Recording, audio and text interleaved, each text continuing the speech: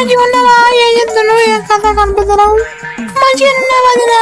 ఏం చేయమంటావు? మీ అన్నగారు దుబాయ్ వాయే ఒక్కళ్ళు పని చేయలేక బర్రెని అడి కట్టేసారు, ఇడి కట్టేసారు, చిన్నగా నేను స్కూల్ పంపించు.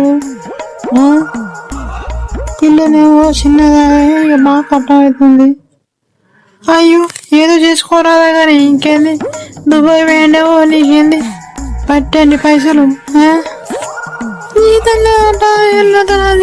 ఏజెంట్ మోసం చేసిండు. 20,000 30,000 అని చెప్పి 15,000 వస్తున్నాయట. కోసపడుతుండు. నాకు తెలియదు అయింది. లక్షలు కట్టిండు. మొన్న వేయండట. నాకు తెలియదు అదేంటి. అందరు ఊళ్ళో అలా అనుకుంటారు.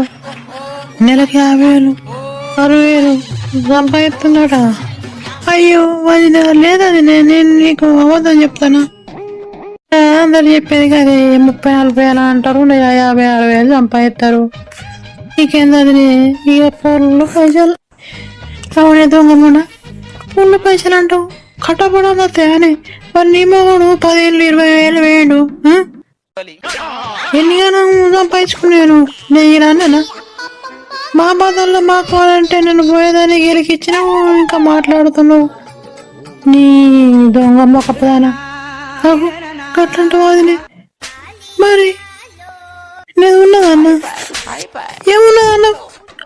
మా బాధ మాకు తెలుసు. ఏదో లక్షలు అప్పు చేసుకుని ఏదో బతుకు జరగకపోదాం అంటే మా బతుకు మేము బతుకుతున్నాం అంటే నీకు నా అబద్ధం చెప్తున్నా. నువ్వేమైనా పైసలు తీసుకుంటావు?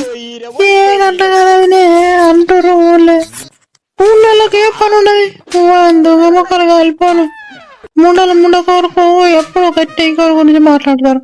మా పరిస్థితి మాకు తెలుసు. ఏమో అది 10,000 20,000 కూడా కానీ ఇంత సంపాదన లేకపోయా.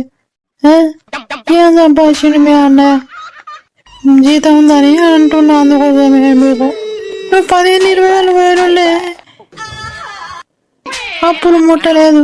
మాకు ఏం సంపాదన అంటున్నావు? మీ మామ వేయండు, మీ భర్త వేయండు, నీ కొడుకు చూద్దా పంపిస్తానంటున్నావు. మరి నువ్వు ఫస్ట్ వేరేలాగా అట్లా అంటే మొన్ననే అంత 2-3 నెలలు పోయి మాకెట్లా పైసలు ఉంటాయి చెప్పు? అయ్యో ఏమైందే? ఫోటోలు పెట్టుకుంటారు. చూడక్క మొగుడు దుబాయ్ వేయండు, బాగా పైసలు ఉన్నాయి, జీతం మంచిగా ఉన్నదని అంటే నన్ను తిడుతుంది, ఊళ్ళో తిడుతుంది. చూడు పెద్దావా ఏదో జీతం లేదని నేను బాధపడితే నీకు అంతుందట ఎంతుందట అని అనమాట. ఊళ్ళో ఎంతో మంది అంటారు. 10 మంది 10 రకాలు ఉంటాయి. నిజం.